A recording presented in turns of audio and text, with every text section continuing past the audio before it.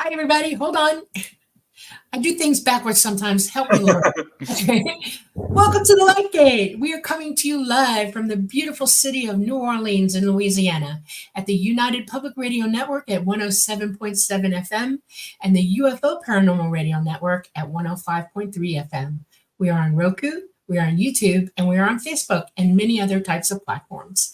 We are going to have a wonderful show tonight. Someone we love dearly is coming back, and it's going to be great. And I have an announcement to make before I hand over to Preston. We are now going to a new time slot on Monday nights. It is going to be 1 hour earlier. So instead of 9 p.m. Eastern Time, 6 p.m. Pacific, it will be 5 p.m. Pacific Time on Monday nights and 8 p.m. on Eastern Time. Y'all mark your dates. This begins on July 1st. That's where our new slot will be. We're hoping to be able to include more people overseas who really have a hard time talking to us because it's the middle of the night. And it's more prime time for us. And we're excited that we've been given this opportunity. I want to thank our producer for that. She is a wonderful person. Thank you, Michelle. All right, here we go. Let's get going with the Light Gate. Preston, take it away. Thank you, Dolly. Yeah, I'm excited about our new time slot. It's not too much of a difference, so hopefully that won't impact any of you guys out there. I know if you're on the West Coast, you might have to rush home a little bit earlier, but if you're on the East Coast, you won't have to stay up as late. Well, we'll see how it goes. Either way, I'm excited about it. So yeah, pretty cool news. So thank you all for joining us once again on The Light Gate, episode 60. We're just trucking right along. I, of course, am your host, Preston Dennett, and my lovely co-host is Dolly Safran. And what else can I say? Yeah, episode 60, we have a very exciting guest. He's returning because we really only skimmed over his research. It's very, very extensive. He's a very knowledgeable guy, author of several books. We'll get to him quite shortly. But you guys, you know, I love to say hi to you all in chat. It's because of you we do this show. So let me just go down to some of you folks here and just say hello to all of you because it's always awesome to see you. And let's start with Renee, who came in first with a lot of emojis. And I hope your pets are okay because I see you've got a little cry profusely thing going on there. So hope all is all right with that. Michael Kennedy, hello. Always bringing the popcorn. Awesome to see you. Great love to you. Hi. Yeah. Hello, Scarlet Fire. Glad you could make the live. Very awesome. Something about a live show that's just a bit different, I think, from the recorded shows. Yep. They're a little bit more fun. Bob, it's awesome to see you here. Still thinking about our very interesting conversation. So really cool that you've joined us tonight. And who else do we have here? Scarlet Fire. Hi. Howdy. And Sukhoi, who says, good evening, chat. Glad to be here. Yeah, I had an awesome weekend. I hope you did too, Sukhoi. Yep. And who else? J.R. Amadeus Schiffer. Yes, we're getting ready. This is going to be a fun show. Andy, hello, and Miss Mary. Who else do we have here? Osvaldo Greco. I'm very excited to hear Joshua Cutchin. I read his books and his ideas are a real revolution for the UFO and paranormal world. Yes, he is really doing in-depth research and uncovering aspects of this subject that a lot of researchers are simply afraid to even look at. So it's a real treat to have him here tonight. Hello, Dawn, and who else? Catherine Fourfeathers. Hi, Catherine. And always happy to see you, Catherine. And Jenny Lynn, good evening. Flying Psychonaut. Very cool. Cool. Scuba Maru. Thanks. Hello. Studio Opinions. Yes, I had a good Father's Day, even though I'm not really a daddy to any children here on Earth. Maybe some alien babies. Only half kidding. Her babies told him Happy Father's Day. Bebo Plebe. Hooray. Thanks for joining us. And I love these names you guys come up with. Albert Witch Wiggler. Hello. Thank you for joining us. Okay. Catherine and okay, Kaj. Thank you, Kaj, for all the really kind comments you're putting on my YouTube channel. Oh, all the way from Brazil. I think Brazil is a later time zone than us, actually. I was shocked to hear that. They stick way out into the ocean there. But I think there's probably different time zones. You can let me know, Kaj. Yeah. Hello, Daniel. Like the audience is only Americans, typical Americans, LOL. It's awesome that we reach the world. It really is cool. Who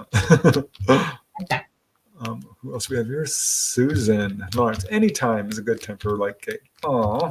Thank you. Very, very nice of you. BW and Louise says, yeah, 8 p.m. still works for me here on the East Coast. Oh, yeah. Very cool.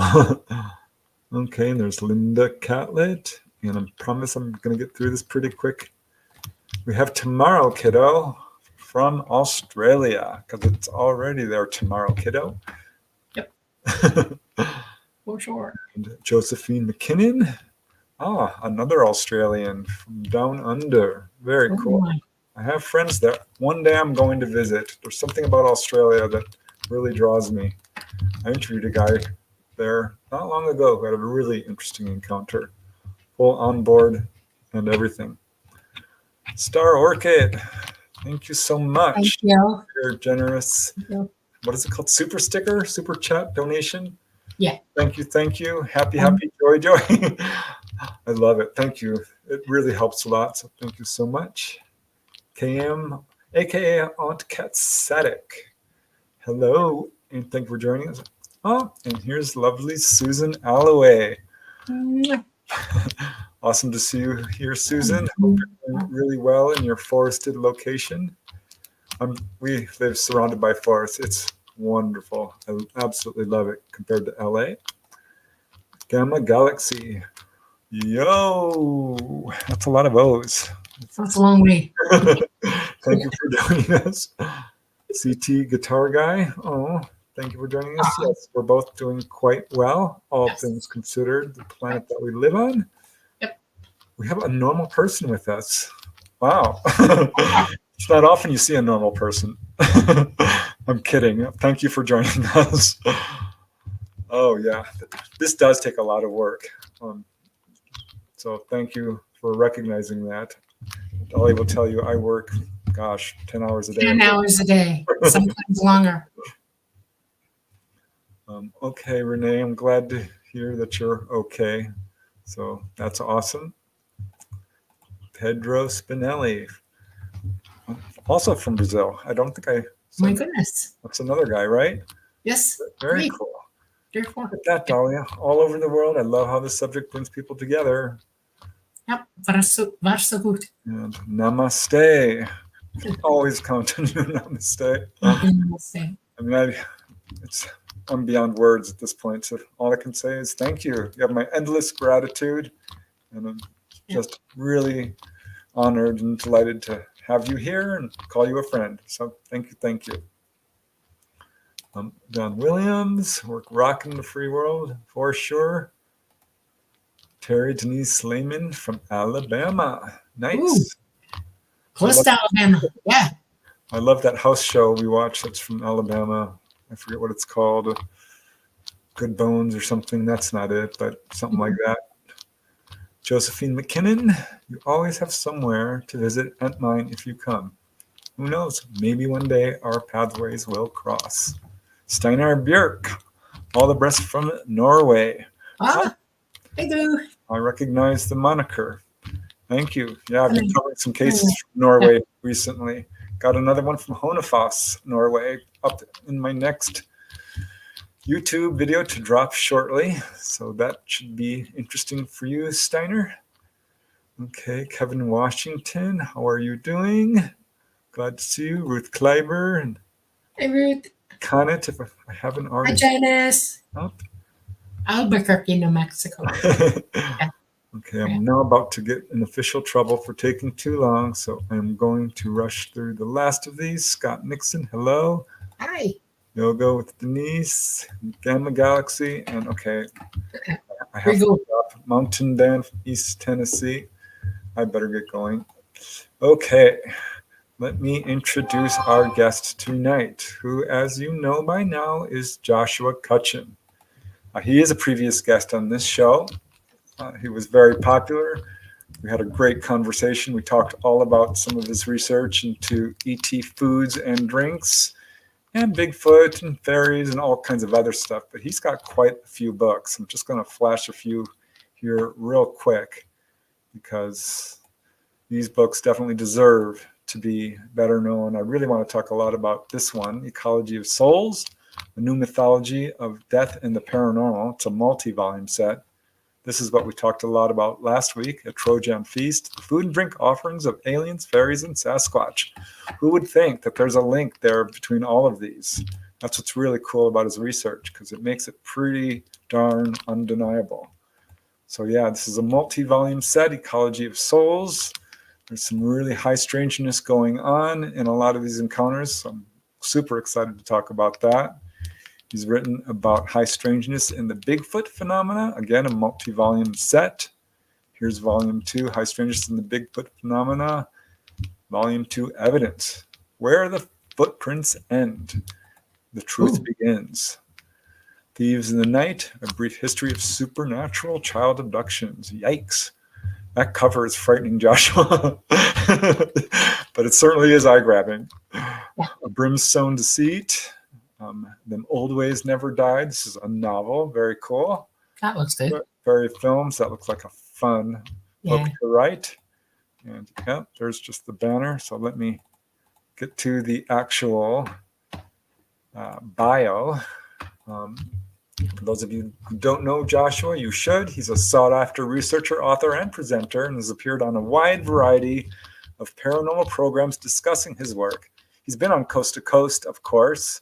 That's the big one. And on TV, the History Channel's show Ancient Aliens, and is the author at last count, 7 critically acclaimed books, very well received, including, as I showed, A Trojan Feast. Let's see, Food and Drink Offerings of Aliens, Fairies, and Sasquatch, which is also in Spanish, by the way. Also, The Brimstone Deceit, an in-depth examination of supernatural scents, and Otherworldly Odors and Monstrous Miasmas. Thieves in the Night, A Brief History of Supernatural Child Abductions, Where the Footprints End, High Strangeness in the Bigfoot Phenomena, and, of course, his multi-volume set, Ecology of Souls. And the novel we just saw, Them Old Ways Never Died. Okay, I'm kind of repeating myself, sorry guys. But Joshua has been invited to speak at Georgia MUFON Events, the International Fortean organization's FortFests, X-Filers United Conference, ConCarolinas, Strange Realities Conference, East-West Bookshop, Tewksbury Public Libraries, Fright Nights, and it just goes on and on. He's been at the Midwest Conference on the Unknown, Dragon Con in Georgia. You've been there, haven't you, Dolly? Yeah, about a million times. Yep. Also, didn't know it. Okay. Yeah. Archives of the Impossible in Texas, and an inquiry into anomalous experiences and the phenomenon in New York City. He's also an award-winning musician. Love, love, love music. His website and other information is in the show description. It's also right here at the bottom in case any of you guys are interested, but let's just bring him in so we can really get to the show. Thanks again for coming onto the show. Oh, you're absolutely welcome, and congratulations on the growth of the channel and episode 60. This is just so cool. Here's to, I was bad at math, so like 3 times 60 more, 90 more. no, wait, 180 more. There we go. Okay. Yeah. Thanks, Joshua. Yeah, it's pretty cool. I'm really excited about it, and it's fun. These subjects are something I think everyone deserves to know about, and especially your research, because I don't think people have any idea how far back this all goes. Oh, I know. The amazing commonalities between the little people that are in all cultures and the cryptozoology and so forth. Well, we all know that UFOs only came to Earth for the first time after the Kenneth Arnold sighting, right? I always find that so funny when people say that. It's like, yeah, I don't think so. I think it's way before that. Yeah. Yep. I think it's been with us as long as we have been us. I think it's been with us. Yes. And who knows, maybe before we were us. But yeah, and that's sort of always been my perspective is, well, the two things, and I might be repeating myself from last time, but number one, I do see a lot of overlap between these topics as you were talking about. And number two, there are a lot of little ins and outs that have not been explored like I think they should. So I try to find the weird things that people don't like to talk about as much and try to sort of find out if we can find out more from exploring those. Yeah, it's really interesting to me that some folks are just nuts and bolts only, don't want to hear anything high strangeness. Yeah. Put on their blinders. Yeah. I was just recently found another case of a modern case of a little person, the little man of Dunn, North Carolina. I don't know if you've heard of this one, but yeah, I think Janet Board wrote about that in her fairy book, I think. But I grew up in North Carolina. I actually as a kid, I had a pet hedgehog, and we got our hedgehog from a lady in Dunn. Yeah. Oh, wow. So I don't Just know. so you know, that is my favorite animal ever. I love hedgehogs. I love so hedgehogs. I've had my own as well. Oh my gosh! Oh, wow. That's fun. Okay. But yeah, I mean, people still see little people to this day, and that's something that's always been really interesting to me ever since I first was clued into the connection between the fairies and all this other stuff in Passport to Magonia. Of course, I'm sure a lot of people probably had that same experience where they're like, "Whoa, this looks very similar." The Venn diagrams overlap pretty significantly. Yeah. And there's so many different aspects of the modern paranormal UFO fields and the Bigfoot field, I would argue too, that touches upon some of those older fairy myths from Western Europe and really worldwide, because it was sort of a worldwide thing that people would encounter. Right. So I know we already talked about this a little bit, but just to bring people back up to speed, how is it that you started to connect these? Was it, because Jacques Vallée, of course, and John Keel, Lauren Coleman, I think. These are the guys who really sort of pioneered the idea that there's a link between these subjects. Is that what brought you into them?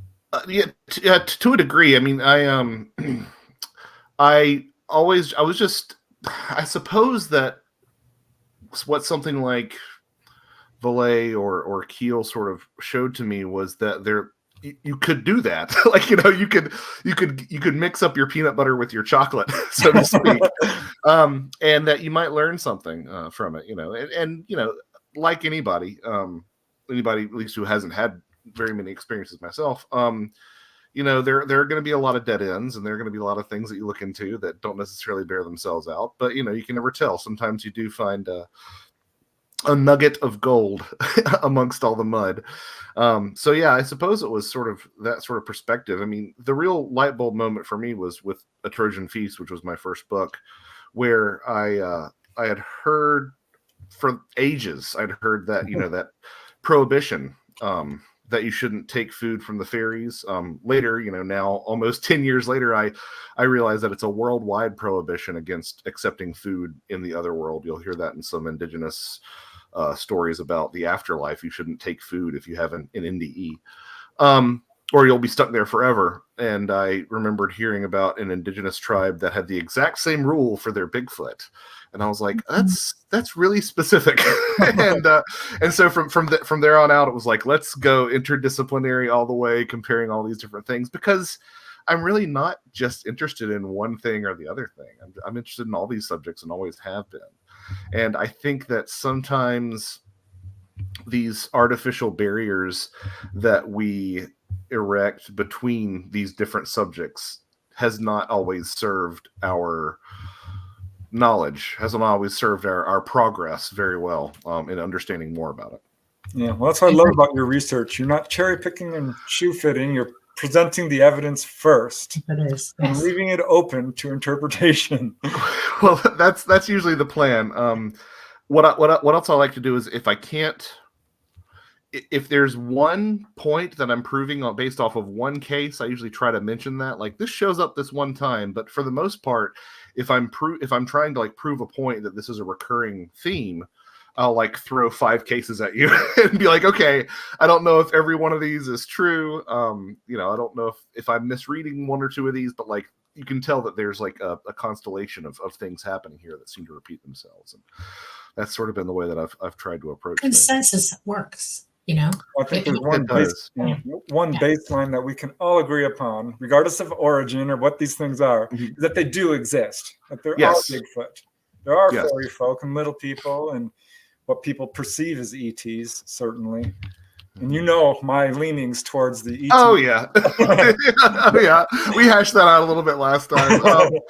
But here's the thing. I've been thinking about this, the conversation that we had, and I have some upcoming conversations with some other people that are a little bit more in the ET camp than I am. So I've been thinking about this and the common ground that we share, and what I've sort of landed on is that even if my really strange ideas that I do have about some of the stuff, even if that's incorrect, it still shows you the way that we interact with, the way that we interpret these things, and I think that there's some utility in that as well. I mean, this is common ground, honestly, that I've found with some open-minded skeptics, is that, you know, obviously I don't share the same perspective as they do, but I have said to a couple of them who are approaching it, you know, in good faith, and I've said things like, you know, even if all of this is a bunch of BS,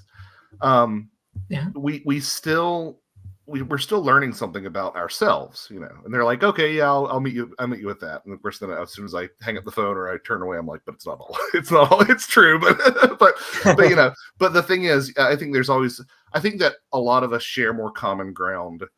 Not only when discussing this, but in terms of politics and the way that we interact with each other, we have a lot more common ground as human beings than I think we do differences. Yeah, exactly. Humans are, and I hope you get into this tonight. This is important for me as well.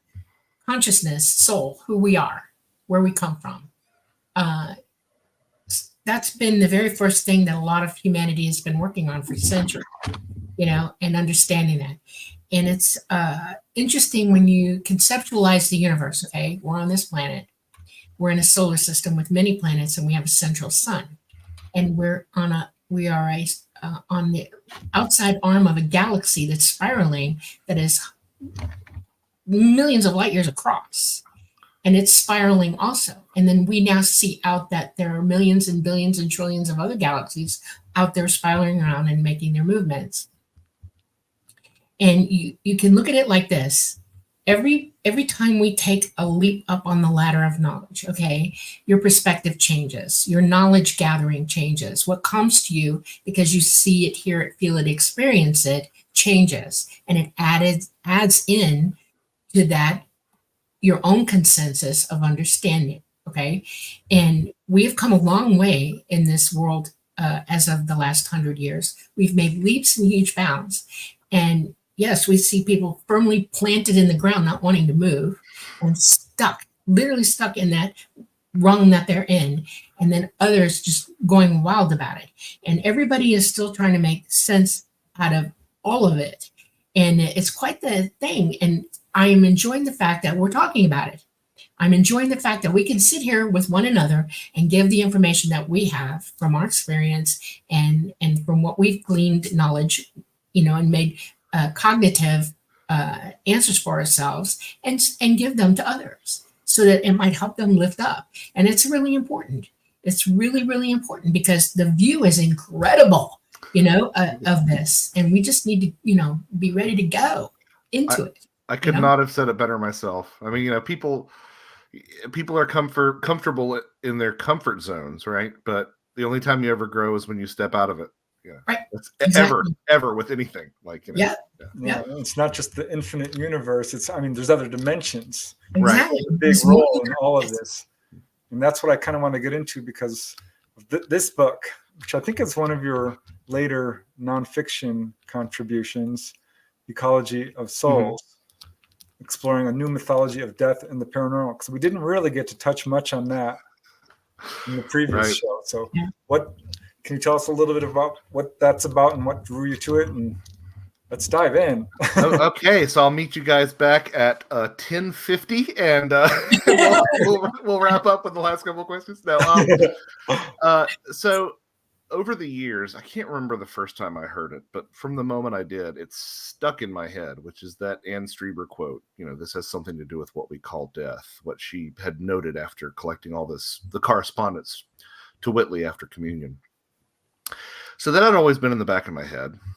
Something else had always been in the back of my head since reading Passport to Magonia, which was, I am not speaking ill of that book because it has informed so much that I've done, and it's been a real inspiration. And as you can tell, it's sort of been a keystone in everything that I've done. But at the same time, there's something that sort of gets left on the table in that discussion, which is, what would a Passport to Magonia written in the year 1200 have looked like?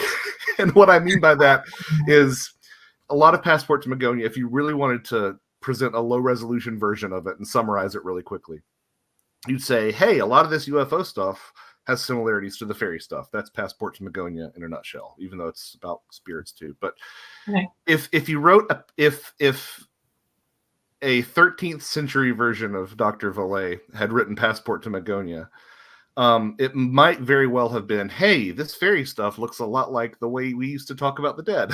And when you start unpacking a lot of these traditions, I've found this to be the case all over the world, but it is very prevalent in Western Europe. You'll find that a lot of cultures tended to talk about the dead being either conflated with fairies or having some sort of relationship with fairies. People would go among the fairies and they'd see a dead neighbor. People would sometimes be taken by the fairies after they died. People would die and become a fairy. So there was some sort of relationship that was always there. It wasn't until the rise of Theosophy in the late 19th century that you started having the adoption of some of these ideas from people like Paracelsus, who were talking about elementals and gnomes and undines and sylphs and all things like that. I'm not discounting those as a possibility. I'm just saying that that belief sort of merged with the fairy belief, which always tended to be a bit more centered around the dead. Maybe it was lesser pagan deities that sort of got turned into fairies. No one really knows about fairy origins, but those things sort of came together, and that elemental theosophic idea is the one that really took root in culture. I mean, you just look at Disney and you can see that everywhere. Yeah. So if we sort of use the transitive property, we've already got Anne saying over here that this has something to do with death, and we've got, well, the UFO occupants resemble fairies and the fairies resemble the dead. You've got all this stuff, and then you throw into that, the work of Kenneth Ring, talking about near-death experiences and their similarities to the UFO contact experience. And you've got Eddie Bullard talking about shamanic initiations and their similarity to the UFO contact experience. And, in a lot of cultures, you can't paint this brush too broadly because we're dealing with a lot of different cultures, but in a lot of cultures, shamanic initiation was sometimes the purpose of it was to bring you past the barrier of life into that death realm and come back with knowledge and sort of powers of that. So in some ways, I remember writing Ecology of Souls and saying, this isn't really talking about anything new, but I think that if it has something that is worth bringing to the table, it's putting all these different things in dialogue with one another, which is sort of like, in a lot of ways, the culmination of the way that my brain has been working over the past decade, putting these things all into the same pot and stirring it up. And I promise you, like my intention was to write just a book on UFOs and death. But as I did, well, I got to talk about the shamanism stuff, and I got to talk about the NDE stuff. And much to my surprise, ancient monuments and ley lines enter the discussion. We can talk about that at some point if you want to. Cryptids came into the discussion, which is something that I never would have expected. I have an abiding fear of lake monsters now, which is the goofiest thing that I think I could have ever come on the other side of this project. Wow. But it sort of ended up folding in a lot of these different things. This recurring motif that I had kept on noticing of headlessness in some encounters across, again, all these different spectrums, and what that perhaps says about the contact experience. So I realize how pretentious a new mythology of death and the paranormal sounds, but it kind of ended up being my own personal mythology that I was authoring over the course of it. And in some ways, I think I could have just walked away from everything and felt like I'd said my piece. But, my ideas have continued to evolve, and that's something that as my mentor, Greg Bishop, always sort of drummed into my head, is that, if you're not constantly evolving your ideas, you're probably being a stick in the mud. Yeah. And, I think I even say something to that effect in the second volume of Ecology of Souls, something like calcified minds are brittle, so you get set one way. In So psychology, you have to have an elastic brain, otherwise you die. You do, and you have to be able to incorporate new information and not reject it outright because it doesn't fit your own view of things, right? And so that was a big part of this too. I mean, not for ideological reasons or for religious reasons or anything like that. I was hearing these stories and y'all have heard them too. You've written about them, Preston, of reincarnation in the UFO context scenario and pre-birth memories in the UFO scenario. Yeah. And I wanted to, I like to push where there's mush in my own thinking, right? And I just didn't like that. I didn't know why. It wasn't necessarily incongruous with the way that I looked at things, but I wanted to sort of be like, okay, Josh, I mean, these stories aren't going away. They come from honest people, and they've been a part of the phenomenon since the very beginning. I mean, I would argue that if you look at the beginnings of ufology in the 20th century, it was also sort of an outgrowth of spiritualism and theosophy. If you look at some of those early figures like Wayne Aho and Diana, I can't remember her name, but anyway, there are a lot of early UFO figures who were right off the bat talking about things like reincarnation. And the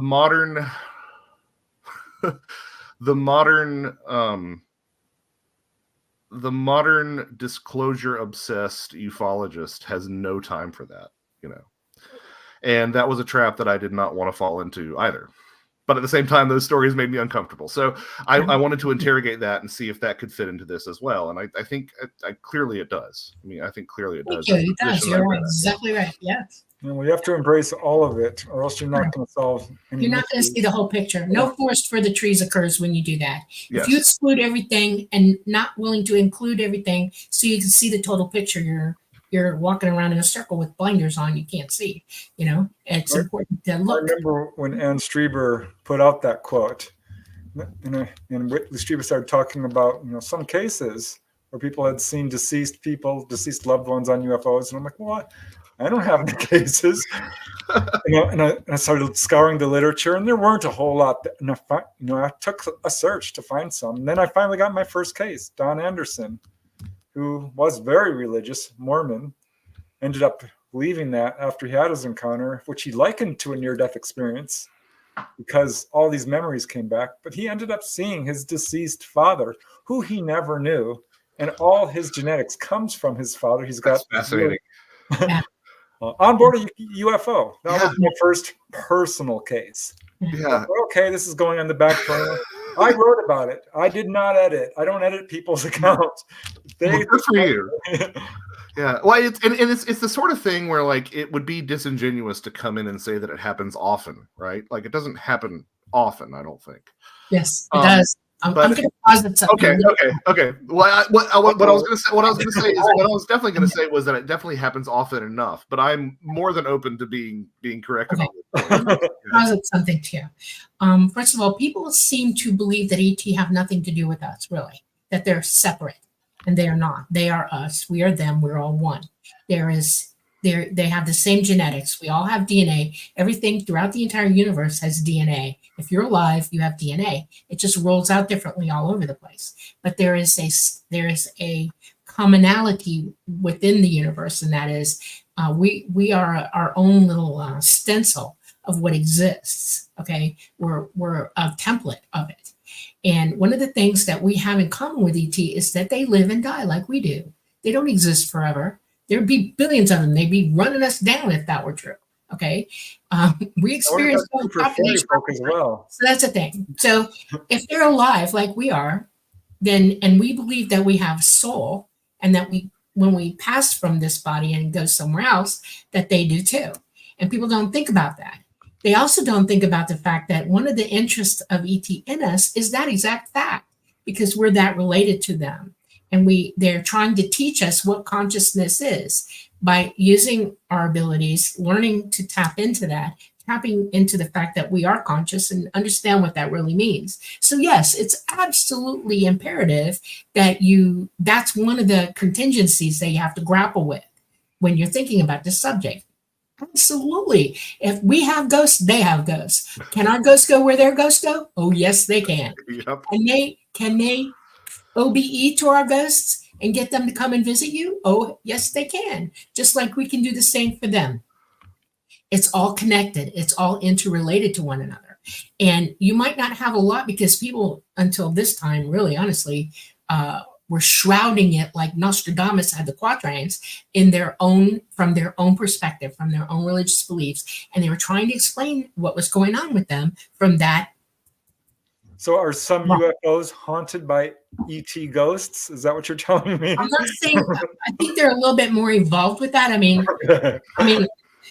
I'll give you for instance, okay? One of my experiences on board is that we brought a doctor on board who was nearing the end of his life, okay? And they knew he was going to pass. He had no family, no friends, no nothing. And he wanted to pass on board, and they allowed it. Their ritual while the dead are dying, the people are dying and going into death, is to surround them and be with them through the entire process from one side to the other. They OBE better than you could possibly imagine, and they actually go with them and guide them to the next place. It's a rite of passage for them. And this is something that we've not taken advantage of on this planet. Now, there are lots of shamans who have, over the centuries and way back, and other peoples who've got that ritual of helping the dead to pass. Yeah, the bardo is what immediately came to mind. It sounds so much like that, what you're describing. Exactly. So when you take all this into consideration, it always comes back to two things. Definitely read up everything you can about what everybody says, and then find the commonalities between all of them and sit down and think, well, if they can do it, why can't I? And then try to raise your abilities, your consciousness into that next realm. But I'm asking you now, personally, what's your take on it? What have you gleaned from it? It's quite similar to sort of where you're going. And that is, I got to the end of this journey and I found that I was believing in fewer distinctions than I once was. And if I could explain that, okay. We tend to think on a very sort of one-to-one basis in most of our Western cultures, modern culture, whatever you want to call it. I heard something on a channel one time that was just like the most disappointingly ignorant thing I'd heard in a long time, which was, first of all, they said, well, if reincarnation's real, then why are there ghosts? And I'm like, well, maybe they didn't learn. Maybe it's a different aspect of themselves. I mean, like, you've got these older traditions, thinking especially of the Norse and the Egyptians and a lot of indigenous traditions, where we have multiple souls. So, like, let's just put that aside. But the other thing is, what was also said is, like, this sort of reductionist argument, like, well, how come is it that when I go to a reincarnation convention, there are 15 people who think they were Napoleon and 25 people who think they were Cleopatra? They can't all be Napoleon and Cleopatra. I'm like, this is true, right? Or, well, I mean, kind of. So where I sort of landed with, because the reincarnation research is so good, Ian Stevenson, Jim Tucker, like, all that stuff is just top notch. I wonder, and again, I'm not saying this is a truth, but this is sort of what I've grown to suspect, that there is, that metaphor that we so often use at death, rivers going into the sea, and what happens when all those little droplets of rain fall into the river. They get all jumbled up, and distinctions disappear, right? What is individuality? Yeah, exactly. Well, it ties into this idea of ego death that you hear in so many of these NDEs and all their altered states of consciousness. And then those rivers go into the sea, and it's all just sort of this one thing. So yeah, you could get someone who is, in one person, you could have part Napoleon, part Cleopatra, part Zeta Reticulum, part if you adopt an animist perspective, which I'm sympathetic to, part the spirit of the landscape or weather patterns. I mean, I think that there's something to be said for that outlook. I want to lean toward mental health here real quick for a second and explain why I feel the way I do about this, what I've learned. Let's begin with this. I have past life memories. They're very acute and very exacting, and I know exactly what. I do not say exactly who I was for two reasons. One, it's my life. And two, I'm in a body that is frail, physical, and has issues. Okay. My physical mind is fallible. Okay. And it's not my job to make everybody else believe me. It's my job to prove to myself what I am. Okay. Right. There is a need in humanity to be understood and heard. Okay. And this hasn't to do with mental illness, but it does have to do with not being heard on the other side of it, and people who are not willing to help you walk existentially into the truth that really is you. Okay. We ignore one another to the point that we aren't helping with that at all, literally. And that's our fault. And it's one of the things that we need to work on as a species up here on this planet, as a race, because we're all the same. And we need to understand that healing, our understanding, healing is as much a part of evolution and wisdom, knowledge, and gaining knowledge as anything else in the world. So everything that I know about myself, I work on myself. I can't have anybody else believe me, because I have to believe myself. I have to know the truth, absolutely know the truth. And so I just work on it, and I look for clues. And there's some things that I'm just not going to know, not going to know yet. And I have about a billion things when I cross over again, and I'm going to pound them into myself somehow, or just work it out. But it may also be that's the lesson why we're here for that. And I try to, when I talk to people about their lives and who they were, it doesn't matter if you were Napoleon, it really doesn't. What it does matter is, what did that do to you? What is it you're learning from it? What was your karma from that situation? And how can you help yourself? Period. And I absolutely will listen to anybody who tells me anything they want to tell me. Okay. And I take that into account. So there's a skew. When you're gaining knowledge and gleaning knowledge and you hear what people are saying, you have to remember the outside stuff. There's more than one layer to this. And this, we go back to hearing the forest and the trees, the sounds, the birds, the sights, and seeing all of it. That's why people who do grid work on things, physical grid work, and they're counting things and looking at everything in a grid, because almost you have to go that microscopic with knowledge till you can go out with it, and get it all together. So that's my take on it. I know better than to believe that everybody's been Napoleon. Okay. Yeah. And I think we, in life in general, but especially in this domain, we dramatically underappreciate the importance of perspective. Yeah. And honestly, from what I've seen, how intimate and sort of tailor-made these experiences can be to an individual. And it's something that they need. I mean, it's something that they need at that time. I mean, so this is something that I've kind of become a little bit irritated with some in the paranormal community, is they'll find out that one person had this series of synchronicities, and then they will have that synchronicity and they'll be like, oh, it's I'm like, no, you're missing the point. Like, those were their synchronicities. Right. You need your own synchronicities. Like, that's what makes them important. Yeah, exactly. Yeah. Now, Dolly, I kind of want to ask you a question, because you alluded to something earlier about the ease with which these things tend to slip into the OBE state. I'm not convinced that a significant portion of the sort of light in the sky variety of UFO sightings are not some form of astral travel, either of beings from other planets coming here or human beings doing it while we sleep, because so many of those sightings occur at night. Do you have a take on that? Sure. 3 things that I know about ETs. They are not trapped in a place like we are. Okay. They not only have figured out how to get here physically, but they can get here OBE as well. And they can remote view us as well. Outside of this dimension, there is no time, there is no distance, nothing. And they know how to cross those barriers easily. And yes, there have been times where even my craft, Talata, has shown up here OBE and just sat and looked. And what amazes me about that is the very first thing out of my mouth is, well, how many people saw you?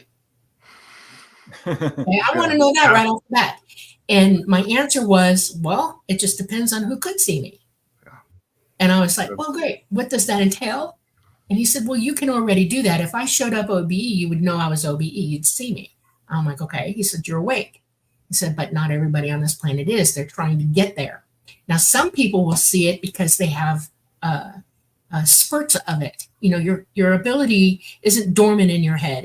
They're operating. It's just you controlling it and being in control of it. It's like walking. You have to learn how to walk. We all do. This is something you learn how to use. And so they'll be in a mood, or they'll be, in the right frame of mind, and they'll be just open, as you say, open to something new, and the energy jams up in their head and they go, whoa, look at that. That's why they see ghosts. That's why they see. Explain why some people will see a UFO when other people there are not seeing it. Now, I honestly think these, ghosts are obviously around us all the time. Some Right. people are seeing it, and some people absolutely. Yeah. More than what I mean?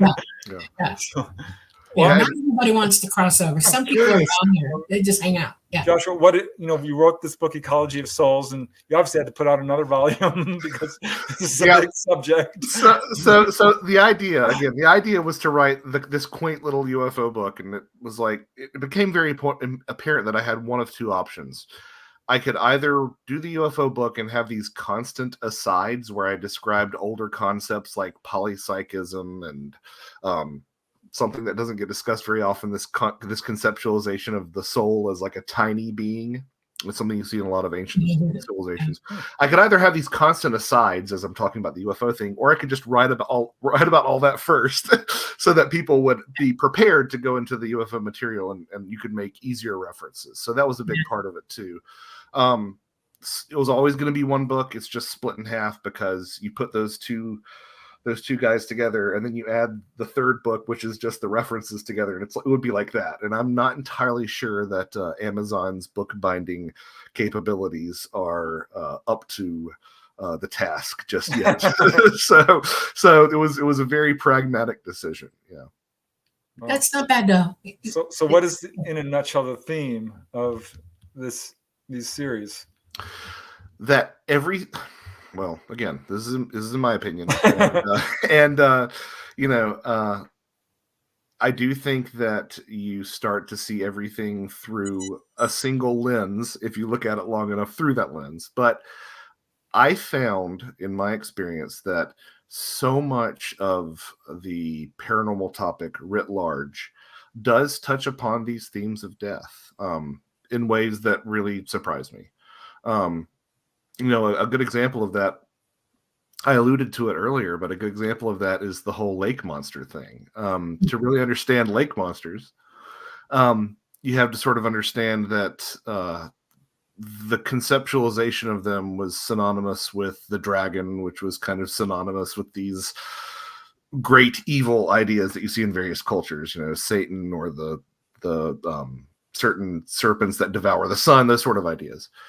And then you start reading about these certain traditions among certain families, especially in, lake monster ground zero, Ireland and the British Isles. Certain families treated them as death omens in their families, no different than the banshee. Wow.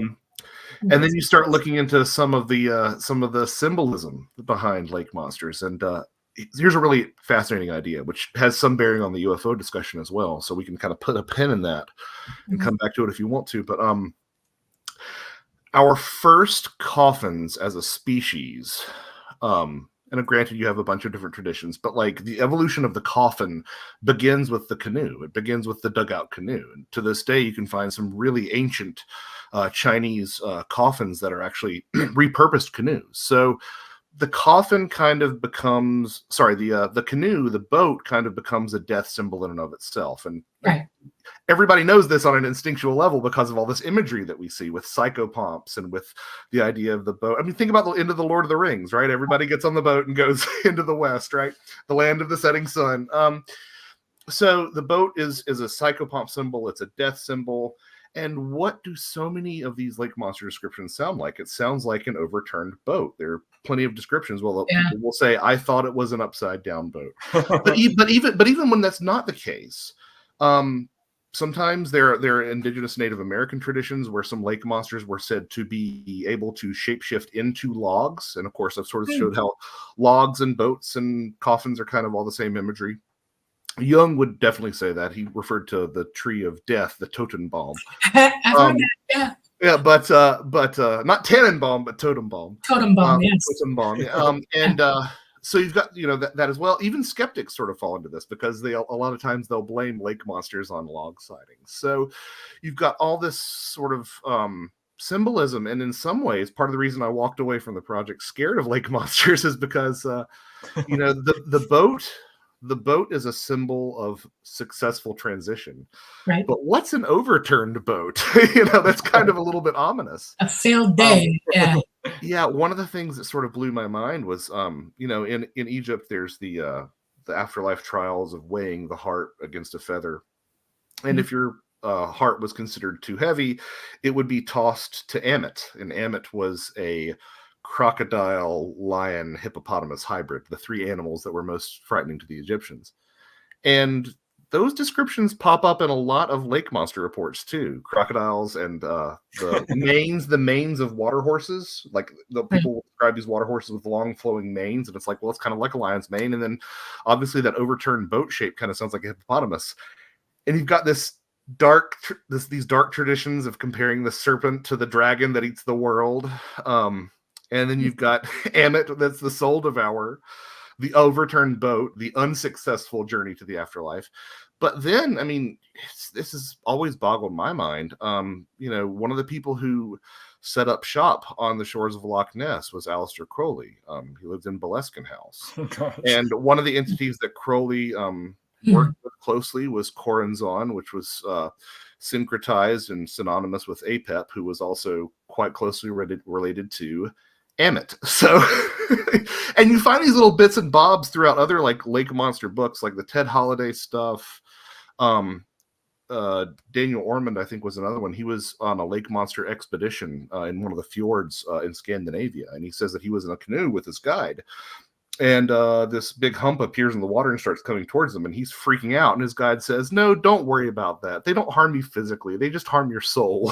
And so you just see these little hints and tidbits throughout all the lake monster stuff that once you put that sort of overlay of like this corrupting serpentine force, not that I think snakes get a bad rap, that's a different discussion, but once you put those things together, it starts to look really consistent in an eerie sort of way. So but that's a good example, because obviously it's not a book about lake monsters. The main focus is UFOs, and I bring everything else into it. But that lake monster idea and all that symbolism and all that those traditions, it was to keep people alive. Don't think about it. It was all to teach them to keep surviving. It was how you teach somebody, don't do this. This is an omen to you. You should pay attention because this means this is going to happen down the line. I have a great grandmother who was a shaman, a Sami shaman, Swedish. Okay, Laplander. Oh yeah. Okay, now that's part of my ethnicity. And when I was very young, she started telling me stories about the days when they survived, her family, before they were Laplanders. They were on the sea. They were Vikings. And she said it was, if you stay on the water for long enough, something's going to happen, always. Okay? Yep. And they kept people alert with these omens because it didn't let them sleep. It kept them alert. Okay, it was a survival tactic for them. She explained that to me in vivid, colorful detail. She said, no Viking worth anything would fall asleep on watch on a boat or even at the oar, okay, or even with a weapon in his hand to survive. The storms would come up. They needed to know the portents for that. They needed to know what would happen when they were coming up on. And you got to remember, we're polluted now. We don't understand that there are millions and billions of animals that are dead because of us in the sea. And we have whole ethnicities of people who are eating up everything they can get their hands on out of the water as well. Okay. 8.4 billion people mean the sea's being plowed. Okay. So creatures that you wouldn't normally see now, they were seeing then. In numbers, they were seeing them. And I'm telling you, I have seen some things myself on the sea. I've been on the sea. And let me tell you, there's no explaining it. It is big and I've never seen it before. And oh my God, what the hell?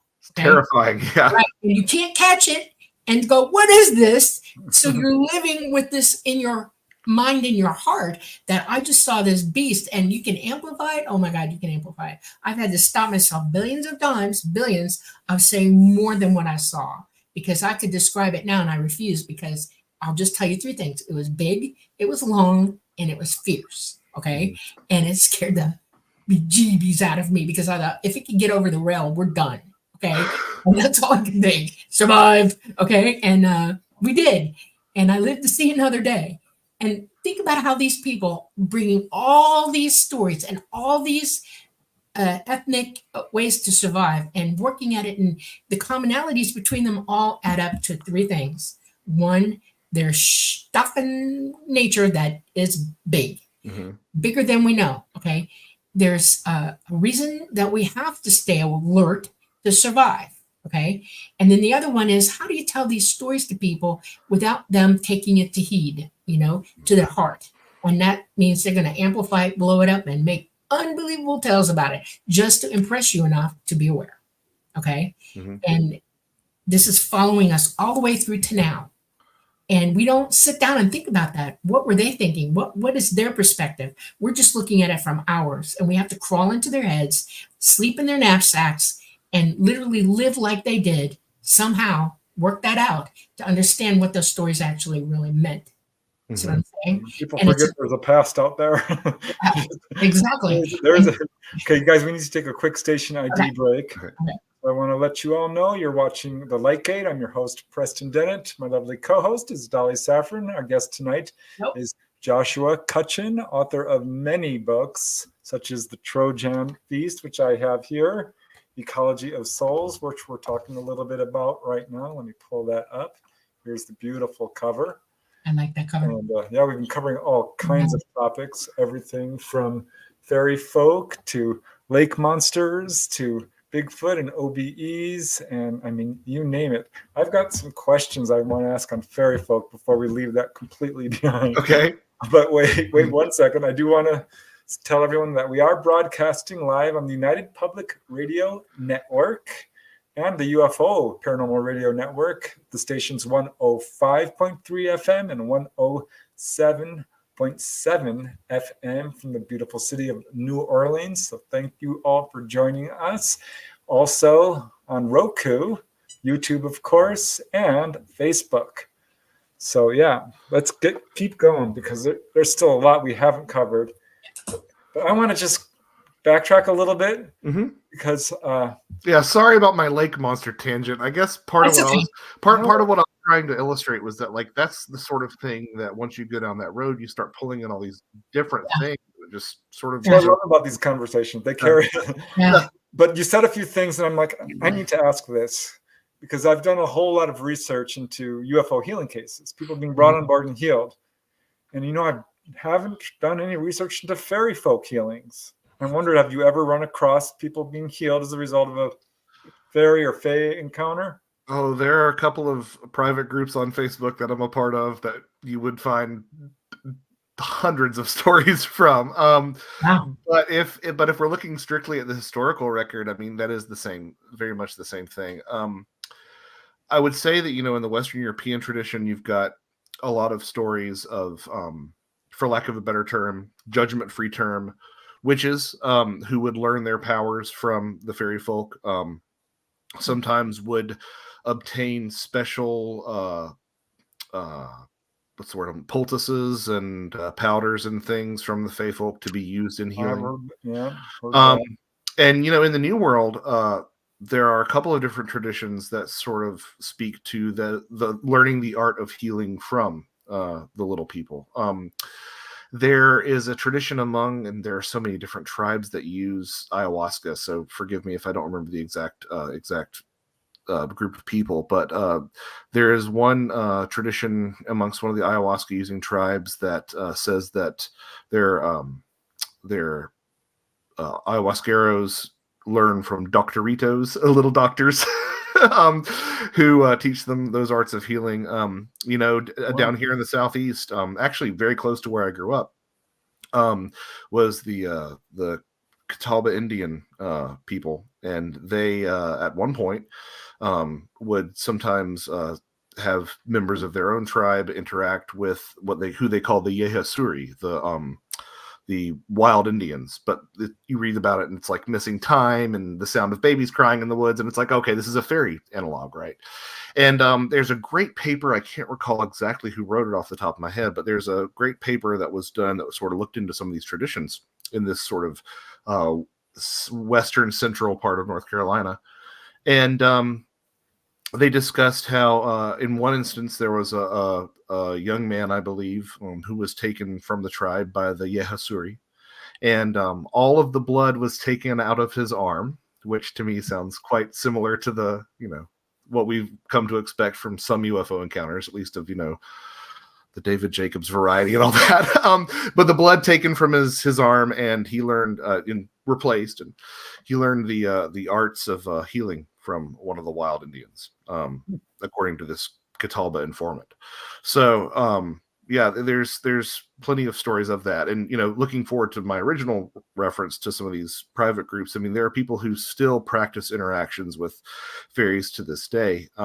There's such a stigma around the word fairy. Like, when people talk about the reality of UFOs, they say, well, it's UFOs. It's not like you're believing in fairies, because the implication is fairy tale. Yeah, that's the crazy. Yeah, just a fairy tale, all that stuff. So there's a certain level of secrecy about some of the ways that people practice this stuff, but they all have stories about the good things and the bad things, quite frankly, that can come from dealing with the good folk, including things like healings. Yeah. And going back to the whole theme of exploring death, which I'm glad you're approaching, because so many people are just, I don't want to talk about death, it's too scary. Oh my goodness, my wife, I'll never forget, my wife was like, you're writing a book about death? No one's gonna like that. I'm like, no, it's because that's what happens. I mean, for the longest for the longest time, it was like, don't talk about sex and politics at the dinner table. And it's like, well, let's add UFOs and death and religion,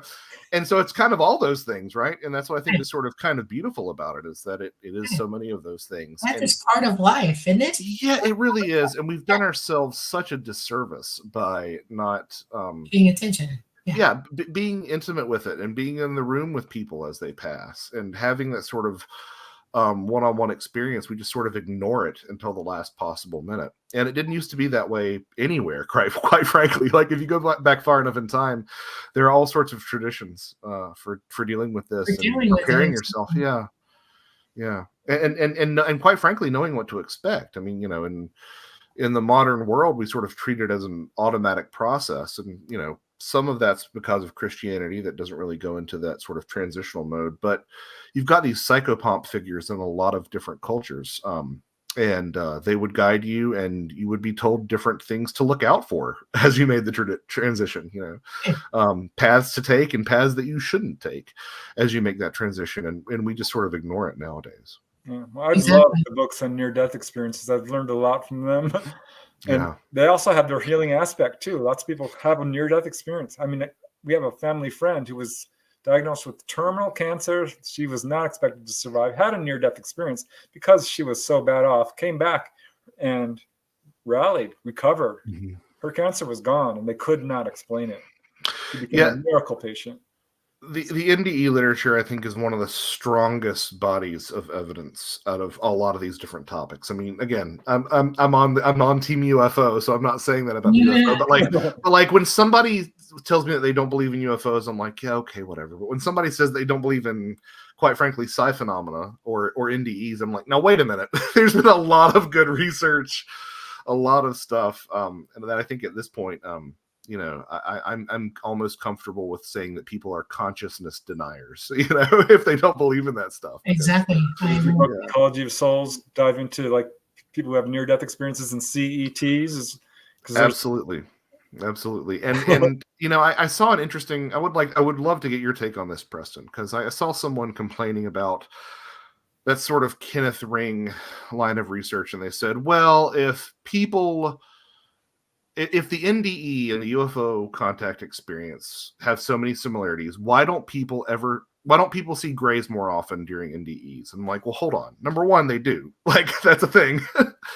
But number two, I think that people really underestimate how often beings in UFO experiences appear either human-like or appear as beings of light. I mean, those are really common things, and both of those are all over every near-death experience, you know. So to say that, like, oh, it doesn't look like this sort of the popular gray alien in near-death experiences, therefore it can't be a related thing, I think that's a little bit underinformed. I don't know what your take is on that. Yeah, I mean, it does happen. I've interviewed people who, you know, are describing the experience, and depending on the belief system you carry, I think one might say this is a near-death experience. The other might say, no, this is a UFO, you know, an onboard encounter. Yeah. I'm looking at these cases, I'm like, well, gosh, you know, they're kind of both. Well, that's how Ray Fowler got all mixed up. Is he looked into the Betty Andreasson stuff, and he was like, what is this? Like, where do I slot this particular experience? Because there was so much of that crossing over in that. She called them angels all through day one. And the doorway to the one that through which everyone shall pass. I mean, it's full of this sort of NDE image. The image of a phoenix. I mean, that's you don't get a more blatant sort of death and rebirth archetype than the phoenix, you know. Right. So yeah, it's and I think that the key, at least for me, you know, as someone who has a deficit of experiences, the key for me is to be like, I'm not going to say which it is, but I am going to say, like, this is what the experiencer identifies it as. This is what this experiencer identifies it as, and look at how similar they are. Right. Don't know which is. I don't think there is a hierarchy, but I don't know which is, you know, which should be interpreted, which should fold into the other one.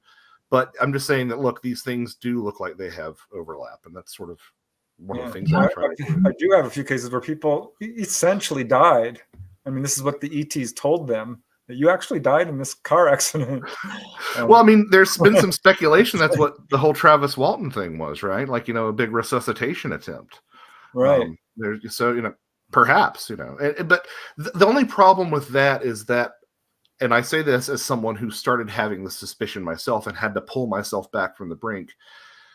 You start saying, like, well, maybe everybody dies when they have a UFO contact experience. And you start being like, oh, it's all, you know, varying degrees of that. And I said, wait, no, that's a little bit too far. Like, pump the brakes down. Because I mean, it really comes down to that extended consciousness effect, right? I mean, which is why you end up lumping in altered states of consciousness, you know, pharmaceutical, physiological, all these different altered states of consciousness, and the shamanic initiations and the near-death experiences. It's all, I think that it's related in taking you, if not to the same space every time, beyond this space, and that's the most important thing. It's a threshold event. Yeah. One thing you said kind of made me wonder, because, you know, I did get really into astral projection and out-of-body experiences, and had a lot of personal experiences with it.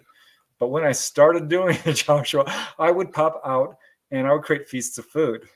I mean, talk about, you know, food. Yeah. The after-death state. I would become, I mean, there's a whole tradition of, quote, hungry ghosts. Yeah. You know, which are earthbound and they're seeking sensation. And I know exactly what that feels like, because I would get this overwhelming hunger and thirst. and other feelings as well. But yeah, I create feasts of food and just gorge on it. So they're eating the afterlife food. I'm coming back. Yeah. So, but it's interesting. There's a weird parallel again there. Yeah, there's something about it. I mean, I'm working on a different project, and there are stories. I'll keep this as vague as I can because I haven't collected all the details, but there are stories of people who have been fasting for blood work and eaten something, and the blood work reflects been fasting for blood work, eaten something in a dream, and the blood work the next day suggests that they had eaten something. And it's like, well, what is, I think that we just have such a poor, we have very much along the same way that we've sort of drawn these battle lines between each other in all these different ways. We've drawn battle lines between physical and mental, and between, inner and outer. We've drawn these distinctions that I just don't think are as strong as we like to think they are, or that we're told they are. Exactly. I agree. Very interesting. Well, we are starting to stack up some questions. When you guys are ready, we can bring them from chat. Shall we start now then? Sure. All right. I don't know about this one, but all questions are on the table, so I'm just going to put it out there from Mr. Emmett. Well, it's really sad that I know exactly what's being talked about here. Oh man. Okay. And if you can, I'll read it just because we have people on radio who can't see. It's a question for Joshua. Josh, can you share some stories about the craziest aspects and stories relating to the phenomena, like, and I've never heard of this, the greaser Fawn's Bigfoot smoker, or the cigarette smoking trench coat dogs? Well, am I crazy? Should I know this? No, it's pretty insider baseball. Well, I believe that the cigarette smoking trenchcoat dogs are a reference to those stories from Skinwalker Ranch, where there were supposedly just some like dogmen smoking cigarettes that were seen by the side of the road. But the greaser Fawn's Bigfoot is like one of my favorite stories. I'm trying to remember exactly where it took place, but if memory serves, it was in Pennsylvania. This is where the footprints end, 1 or 2. That's Bigfoot there.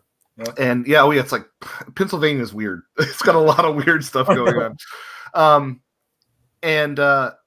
So there's these two individuals, these two men, maybe father, son, I can't remember those details. Again, maybe Pennsylvania, but the broad strokes of the story are accurate. They're driving along this path in their ATVs, their four-wheelers, and they have a roadside crossing of a Bigfoot that goes into a forest. And, they want to see it, but they're like, hey, you know what? I know, there's a relatively confined area of woodland. I know where it should be coming out, and we can sort of loop around to the other side of this patch of woods and see it on its way out, maybe.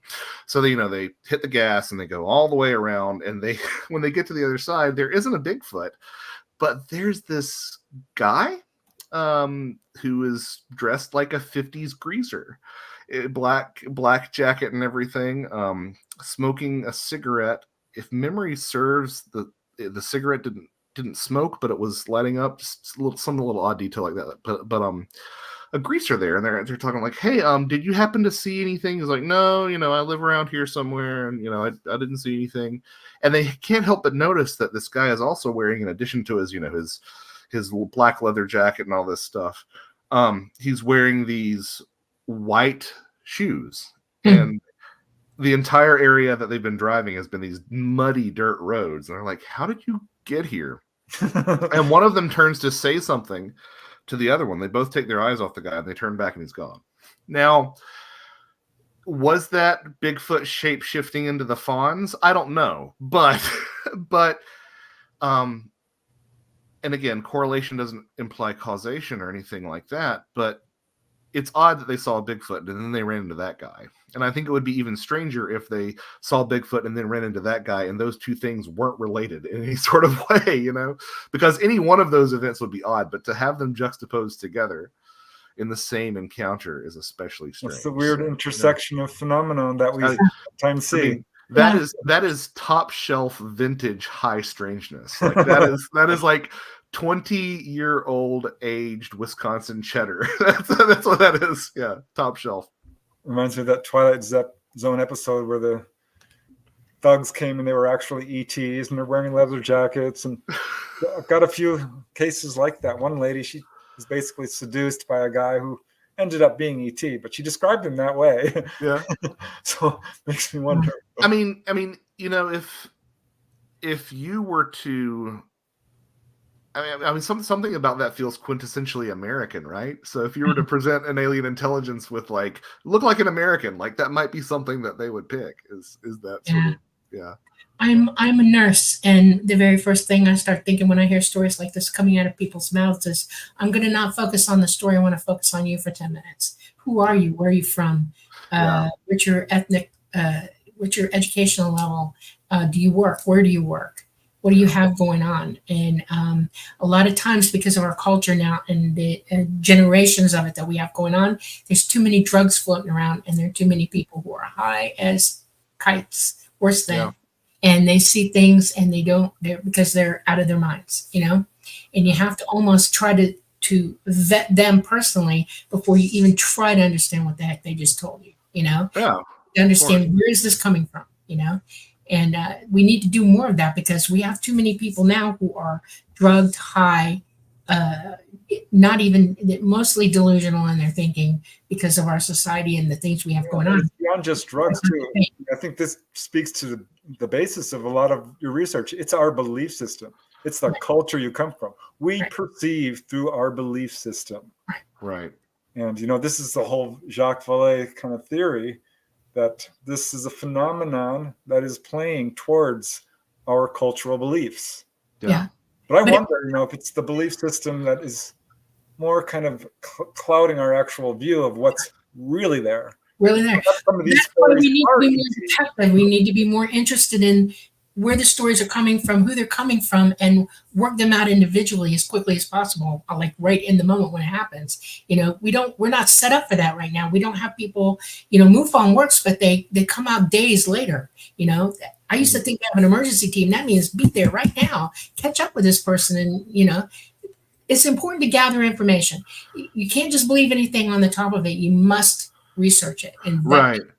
So yeah, this was collected by a different researcher that I put in my book, but here's the problem that I run into a little bit sometimes is that I've talked to enough people who have used substances like mushrooms or DMT or ketamine and different things, and like sometimes those definitely have the flavor of something that I would just call I distinguish between hallucinations and like psychedelic visions or hallucinogens and psychedelics, right? That's a very fine line, but like just very much in the same way that we have like inconsequential dreams and we have important dreams, I think that sometimes what people see in these altered states of consciousness can be frivolous and inconsequential, and sometimes can actually be something that has some sort of objective reality to it. Yeah, so you gotta ferret that out.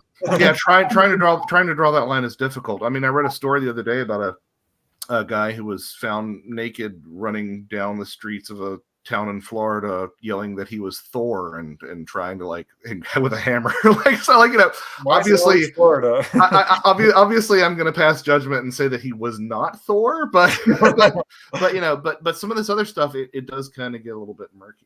So yeah, it's okay. From my perspective, I'm an experiencer. I've been with ETs, I had to let Preston vet me for a long time. I had to give him every ounce of information about myself that I could present to him. And he had to climb into my life, to even my friends, family, everything. I mean, he vetted me. It was like being periscoped, okay? And I honored that because I don't want to be believed just because it said it, okay? Right. I have proof, and I have videos, and I have pictures, and I have experiential knowledge that not just anybody's walking around with. Okay. And it's not about being believed. Right. Well, I want people to look it up though and figure it out. That's the point. We all are responsible for that. We can hear stories until the cows come home, but until we're able to enlighten ourselves in the process of vetting it ourselves and gleaning the knowledge for ourselves. And that means educating ourselves as well, because a lot of people don't have that foundational scientific knowledge base, or language based, or I mean, there's a lot of knowledge out there that you have to accumulate to even process through a lot of this stuff. And it's sad to me because we've been dumbing down centuries of it. And it makes me sad to think about that. So now here I am trying to tell people about something. And I think to myself, how do I get them to realize what I'm saying? What is the most important thing that I can help them understand about what I'm saying, the message that I'm bringing? Before I came out, they briefed me for almost a year because they warned me. They gave me a full palette of what to expect and how to deal with circumstances that I'm going to run into. And the first one is perform for no one. I'm not your performer. The second one is challenge you to know what I know. Okay, that's my second outputting of how I want you to hear what I'm saying. Vet me. I challenge you. Prove me wrong. Prove me right. Whatever you want to do. But think about it. That's all I'm asking you to do. I'm not going to tell you things that you can't understand. And I'm not going to weave yarns of stories that make no sense whatsoever. I'm trying to give you absolute facts, provable truths. Okay. So when I look at other people talking, I'm looking for a way to find their truth with them. Okay. I'm looking for a way to understand what they're saying and then vet into that. In other words, pick it apart, take it apart. And sometimes I work with people who are just blind with fear and can't work past anything until they look at it from another place that's safe for them and relive it just by watching it in their minds, Mm-hmm. And then all of a sudden you start to see two things happen. Oh my God, it wasn't really that, it was this. Why did I do that? Well, it's humans in fear will see just about anything, honest to God, anything. And that's a bad thing. So when people are talking, like I said, I see, like you do, I see the commonalities of the stories. And yes, if you're having real experiences, they all line up with everybody else who is. Mm-hmm. Their commonalities are what grounds you into reality. But then it's time to ask these people and yourself, really look at it from all sides. We were watching something on TV today about what is it? That flight 470. Is it 470? 370. And they're coming out with new information about it and everything. And the light bulbs started popping off. And I'm thinking, oh my God, the knowledge that we should have had a year or two ago is just now coming out. And it gives you a broader view of all the variables of why this plane went down and information about it. And yeah, you end up asking a lot of questions, but you also see possibilities start happening in your mind. And that's what it takes. It could take 2 years or 3 years to figure it out, but everybody needs to do that. I don't want to just hear your story. I want you to keep working on it yourself. I want you to fix. I got another really good question that I would like to bring up because it speaks to all of this. And it's a long one and it's complicated. So hold on, Joshua. This is from Mr. MH. And the question is the phenomenon projecting a front in that it projects an idealized picture of what it wants people to see based on the time period and its cultural context of the time it manifests? That's a big pill. Yeah. No, I've given this some thought. Because my question about something like fairy sightings is that even in the modern day, they appear dressed like medieval peasantry, right? Yep. But they've been dressed that way since they were being seen by medieval peasants, So like the fairies of that period were dressed contemporarily, but they've just sort of been arrested in that time frame. And they, unless, again, if it's somehow tied up in the UFO thing, it seems to be farther than we are stylistically in terms of fashion, whatever, or, not this at all. This is going to be another book, Joshua, just clothes. Just to go alone. Yeah, it's a book all about UFO onesies, and jumpsuits and stuff. I think that there's something to that, again, from my perspective, setting aside what I think these phenomena might be, I do see certain expectations being met and certain sort of mechanical thresholds being exceeded. I'm very sympathetic to Valet's idea that the technology always stays one step ahead of us in terms of the UFO phenomenon. I mean, otherwise, I don't really know exactly how to reconcile the airship wave of the early, 20th century.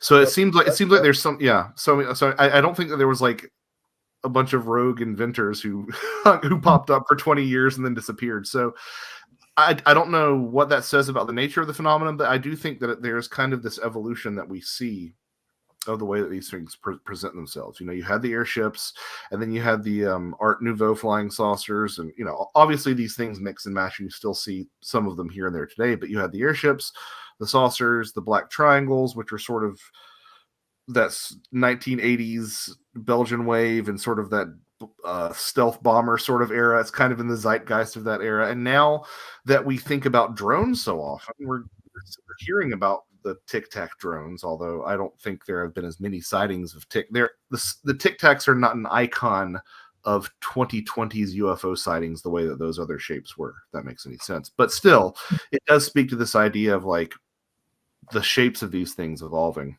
Who knows? Maybe they're just getting new makes and models on their craft. Like that could be it. But I also, personally, I think that there's something here that's sort of seeing, oh, this is where they are. So let's like jump a couple of generations ahead of them each time. I don't know. Yeah, I agree to an extent. I mean, there's no doubt your beliefs play a role in how they perhaps will manifest. Because we've got cases of contactees who we'll see. I mean, there's Anna Jamerson and Beth Collins. She's driving along and she saw what she thought was a cowboy. He was wearing a hat. He had a little mustache. It was, of course, a gray dressed up as a cowboy. But little kids seeing clowns and superheroes and teddy bears, and they're projecting this image. I don't think this is. I don't know. Dolly might have an opinion on this. You're looking at me, Dolly, but I've never seen a gray dressed up. Just saying, honest to God, I know it's happened. Well, perhaps they're projecting that image. Right. You can't do that. You're an autonomous being, and you will see what you're going to see. It's your mind that's seeing it. All they can do is ask you what you're looking at and agree with you mentally. And if you're seeing something that looks to you like this, they'll agree with it, and that's what snaps in your brain. That's what you see. Like a subconscious handshake. Yeah, exactly. And they do that.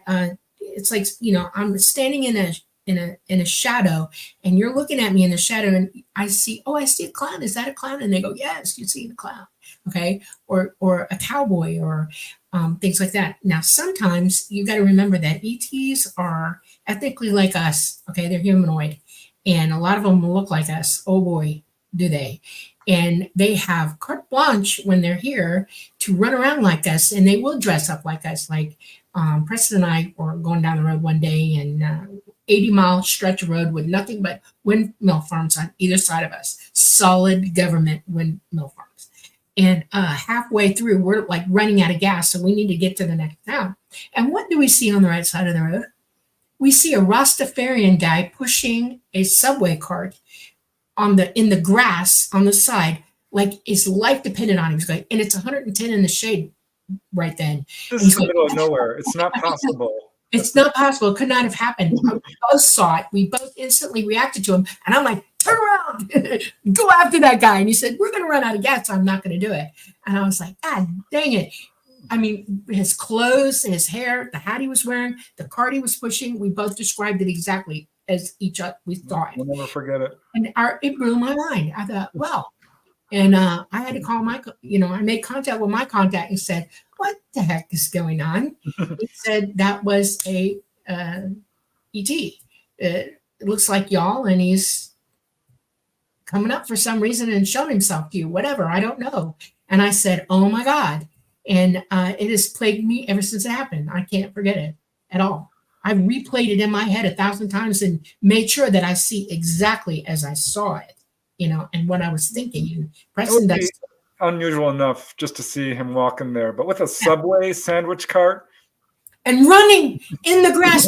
That cart, not on the road where it's easy with the wheels. No, you had to be in the grass, the dead grass, because it's he has 2 cars in that whole trip. Yeah. And the only thing I could think of is the government is weird, okay? And they might have been playing with us because there are cameras everywhere, through this government That wasn't reservation. The cameras everywhere now, but yeah, like everywhere. Yeah. Yeah. And I thought, well, maybe they're playing with us, You know to see how we react. what's interesting to me in this discussion too is that, like, this is, you sort of alluded to this earlier about the near-death experiences, Preston, about how there are these expectations that sort of get grafted onto this boilerplate experience. And it's always interesting to see where someone's culture or beliefs will influence that experience and where it deviates. I mean, so, it's widely regarded that that is indeed the case. Your expectations will influence your near-death experience. But Dr. Gregory Shushan, who is formerly of Oxford University, has done a lot of work with indigenous and ancient civilizations and their near-death experiences. And he made it a point to point out that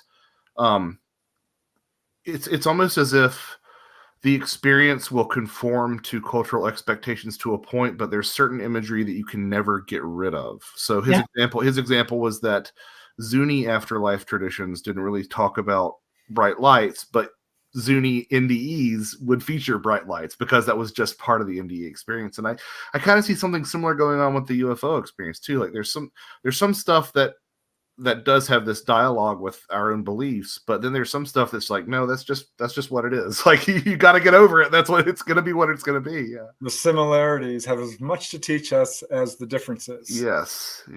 I think we say it in a nutshell. All right. Yeah, I'm going to get Preston's sister-in-law to draw it for me one day. We're going to have to give her We're going to have to do because it was phantasmagorical. I mean, it was real. And it happened to both of us. It's exact. I mean, we instantly saw him come where he was running toward us. He was on the right side of the road. And I'm like, God dang it. And I really wanted to go after him. And Preston's like, nope, we'll run out of gas. Nope. And we have 40 more miles to go. The road, you couldn't really turn around on it anyway. No, I know. Wasn't that?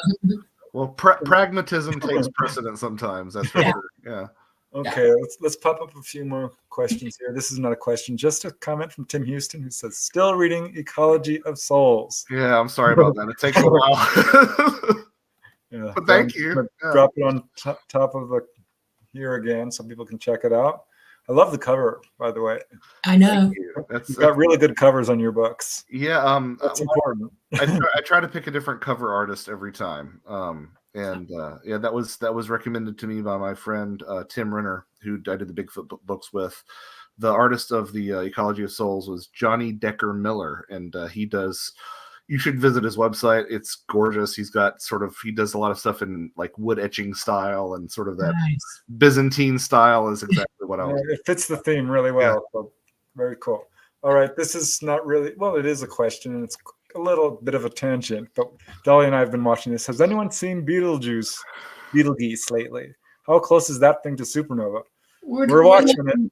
Less than 12 months within a year. It's going. It is. I clock it. I watch it all the time. And about a year ago, it still had a physicality to it. Now it's nothing but turning in on itself like dough in a blender, and you can actually see holes in space behind it. It opens up. That means it's really, really, really close to running out of energy. And when that happens, and it's darkening now, it's really darkening. It's getting darker and darker and darker. That means less and less and less available energy to it.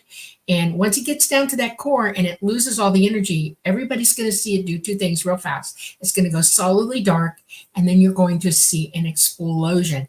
That explosion will happen instantaneous. When it goes solidly dark, it goes at that point. Because all the energy already happened because the light we're seeing is millions of years ago, But we're seeing it in our time now. And right.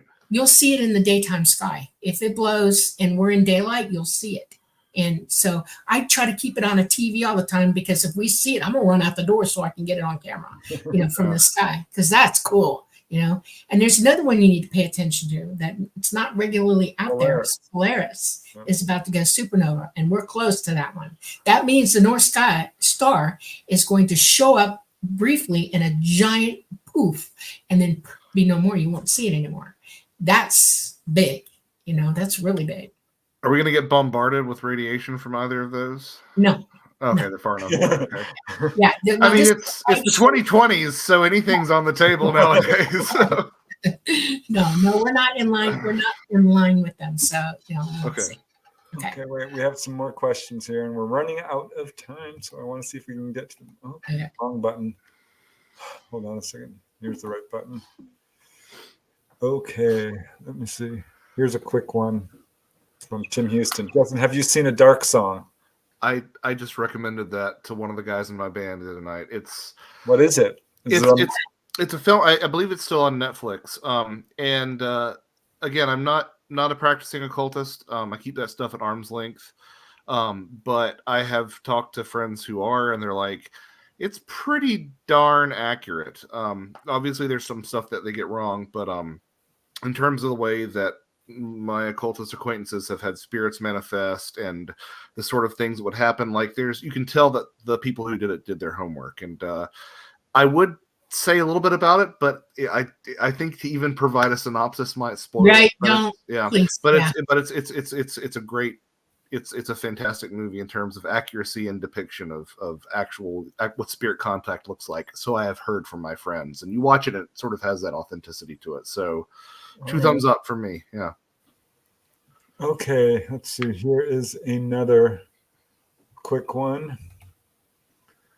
Justin Singh is asking, lake monsters, what's your feelings on octopi? There's been a lot of talk about that in the scientific world. Yeah. Yeah, I'm not sure if they necessarily are from another planet. Maybe either of you two would have some insight on that. But I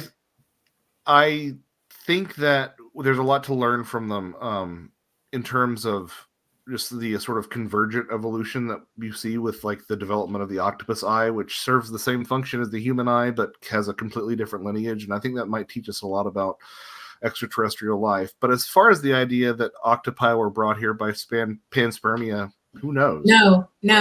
I don't. They were brought here by ET. They were planted here, Okay.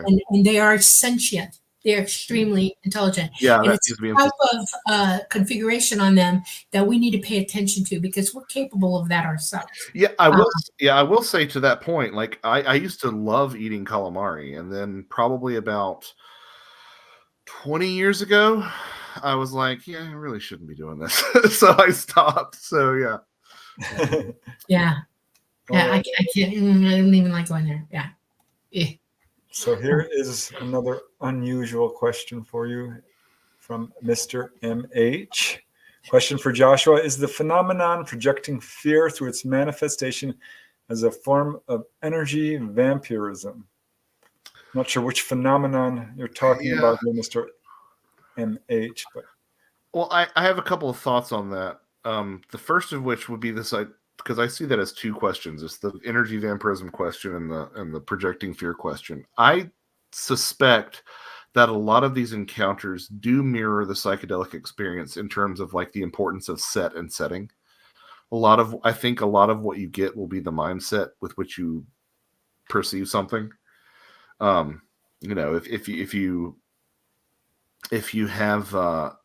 If you approach it with fear, it's probably going to be more frightful. I don't know if research bears that out, but that's something that I've kind of noticed. Yeah. Fear plays a role, no doubt. And as far as the energy vampirism thing, like the longer I've gotten into this sort of field, the more I've tended to view the phenomenon as mostly positive. But that doesn't mean that there aren't negative things, and it doesn't mean that there aren't things that have positive outcomes that have to use negative things to get there. But specifically to the point of the energy vampirism thing, I'm working on a project right now with a colleague of mine looking at anomalous light phenomena, these plasmas and such, and that's something that we have noticed in some cases that there does seem to be a sort of vampiric energy aspect, and not only does it seem to bear itself out, I mean, again, not all the time, like we found this in some cases, but not only does that bear itself out in some cases, there are certain traditions, the exact places escape me at the moment, but there are some bodies of folklore that speak to the plasmas, the balls of light, doing things like that. So it seems possible to me. Can I say something? Just really quickly? I want to speak to this because it's important. I want people to hear this. humans have a preoccupation with control, with ownership, with power that exceeds everything. And they take pleasure, they take unbelievable pleasure in taking power away from other people. And they will put them in fear so that they feel like that they are actually doing that. They are emotionally, physically, spiritually terrorizing them so that they can have power over them. And it is a type of vampirism. Vampirism isn't just blood, it's hate. It's the knowledge of power and what you can do. It's bullying in the extreme. And the other thing I want to say here is that when I say that ET can remote view you, I can remote view you. And I show up as a ball of light when people see me. I've been on camera, people have gotten pictures of me.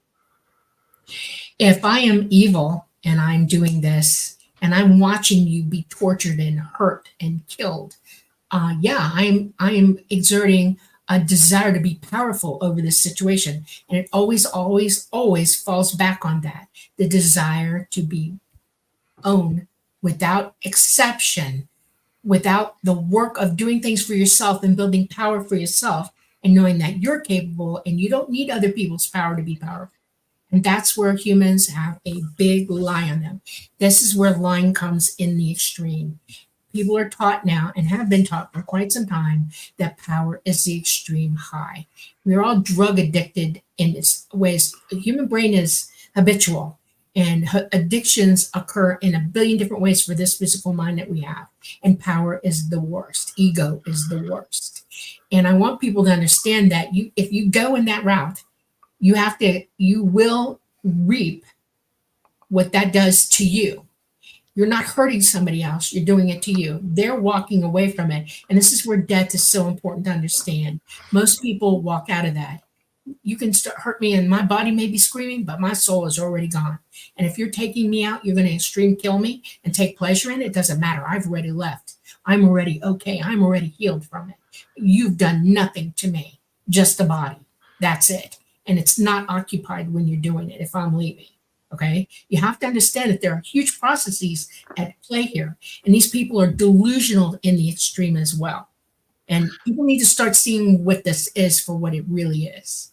I'm serious. And well, I couldn't agree more in a lot of respects. I mean, I think that there's something really potent about that metaphor of the vampire. Like, what do you do with the vampire? Well, you have to invite it in, you know. And I think that there's something about that. You invite it into your life, you know. There's something important there. That movie Fright Night was a good. That scared. That was a good movie. Yeah. I know, Dolly, you don't like horror movies, but that one was good. I don't watch them at all ever. I saw King Kong when I was about 3 years old. I was on the floor. My parents were watching the old black and white, the old one, and I was like, nope. And I went to my room. And what do I dream that night? King Kong is looking in every window of my house, and he's coming to get me. And that was the first movie I saw, and it turned me into a monster kid. So you can never tell. Yeah, you can never tell. Oh no, that's funny. Nope. Okay, here's another question, which I'm not sure I quite understand here. White Dragon, Preston, Dolly, or Cutchin? Joshua. I know that the cryptids are riled up recently. What do you make of it? Containment is what comes to mind here. The cryptids riled up. I'm not sure. I've heard this. I, as someone who has ended up sort of peripherally following some like YouTube communities and stuff, I feel like I am hearing about more cryptid sightings. Again, I can't verify them. You know, most of the times it's a picture of a blurry forest and there's a red circle around it. But in a broader sense, I kind of wonder, you know, there's been so many wheels turning on stuff like disclosure. And I just think that I don't know that if the world wasn't as topsy-turvy as it is right now, if it wouldn't be disclosure time, you know? Like, the things that we're going through it's the trickster era. It's a turbulent time.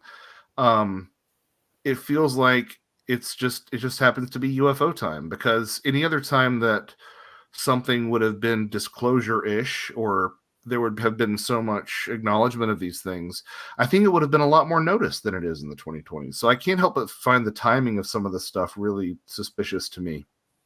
You know, in terms of it being, well, I'm sorry? You want to hear irony? Yeah. ET's not here right now. They haven't been here for 2 years. Okay. They're not here. Everything that's going on this planet is situated from us. Period. The Yeah, end. I will believe that. That's for sure. Yeah.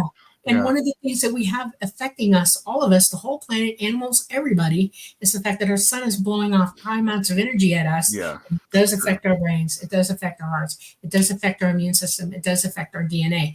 And all the explosions in emotion and things that are happening and animals losing their minds and going crazy, all of that is because our sun is in solar maximum and our magnetosphere is down. Well, here's a question, Dolly, real quick, because we are running out of time and I want to get through we have like 10 more. All right. This is from Sly Martins. Wow, caught a live one. Yay. Question. Can't ET lightgate in a second if needed instead of bailing out? Takes days for an EMP to reach Earth. Thanks. Love you to bits. We're in a solar system, and that sun's energy goes far and wide from the sun all the way out past Pluto and beyond. If they came into a light gate right now, they would have to come into our magnetosphere because it's the only place they're safe. And they're not safe here because our poles are excursioning and the electromagnetic guidelines, field lines, ley lines, if you want to call them that, are chaotic. They're doing this. They're not stable. They're doing weird things, and they would either crash or be hit or blow up, or any number of disasters would happen to them the second they hit our solar system, unless they could get into Earth's magnetosphere. And like I said, our magnetosphere is down 40%. They don't stand a chance here. That's why they're not here. They're not going to come in. They're waiting for our poles to change, and then they'll be back. And we have to survive long enough to have that happen. So think about it. All right. Now let's do a quick fire for these last 10. Okay. Again, from Mr. MH. Question for Joshua. I'm not sure if we can do this quick. Question for Joshua. With regards to NDEs, what's your opinion on those cases where people have crossed the other side and have either encountered heavenly or demonic beings in the religious context? I mean, yeah, I think that it's really interesting. Covered that, didn't we? Yeah. I think it's interesting that people have negative NDEs. They don't get talked about as much, but they definitely happen. Yeah. Yep. Belief plays a role. Yep. Okay. This is from Josephine McKinnon for Preston and Dolly. Do you ever see little people when OBE? I haven't. I did see giants. Dolly's going to see giants. That was crazy. Yeah. I've never seen a little people OBE, but I have seen one in real life. I was going to bring it up to you, Joshua. I actually saw next time. Yeah, I guess. Yeah. Or we can do it now. Yeah, I saw a fairy once. Yeah. Oh, I love it. Okay. Yeah. I'm just going to pop this up. Sure seems like Bigfoot is interdimensional. He can just disappear. I'm hearing from more and more people in the community who will say things like, I think it's flesh and blood, but there's something strange about it. Like I hear that all the time now, and I didn't used to hear that, 7, 8 years ago. Yeah. Okay. This one I'm just going to pop up for a second and not answer it because we don't have time. What is Dolly's proof? There's a lot of it. Read Symmetry. You can come to a Q&A episode that we're going to be doing shortly. But it's photographic evidence, film evidence, corroborating witnesses, medical evidence of multiple kinds, implant and healings. And frankly, I've seen them myself. So there's a lot more than you might think, more than the average contactee by far. Sorry, I answered that for you, Dolly, but we don't have time for that. Okay, what time is it? Oh my goodness, yeah, 4 minutes. Okay. Joshua, I want to know something from you. Okay, I'm going to stop everybody from asking questions right now. This is my because I want to know what you understand, not believe, understand about consciousness and life and death. I want to know your perspective on it. Well, I hold so many things with an open hand as opposed to a closed hand. So I don't really know where I draw the line between what I know or believe. Was know or believe the difference? I mean, I tell you what I know. I know that I love my family, and I know that that's a tangible thing. Right. And I know that it might be ushered along through my bloodstream by a chemical cocktail coming from my brain, but that's not what it is. It's something tangible and it's something different. And I think that implies to me that we have a lot of stuff backwards about the way that the world works.